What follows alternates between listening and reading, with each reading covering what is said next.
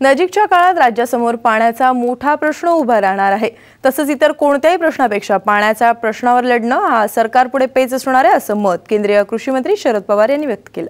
त्यातली सगळ्यात मोठी समस्या पाण्याच्या संदर्भातली होणारी पिण्याच्या पाण्याच्या मुद्द्याची होणार आणि मग पाण्याचा संचय करणं, पाण्याचा वापर नीट करणं, वापरलेलं पाणी शुद्ध करून खाली पाठवणं याबद्दल आपल्याला अजिबात तडजोड करता येणार नाही।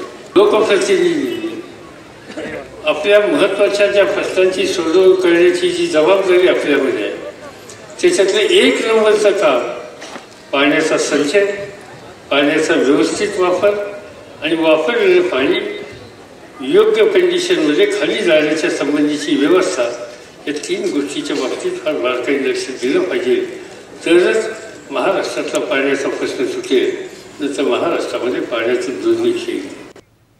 मुंबई, पुणे, ठाणे आणि नाशिक शहर वगळता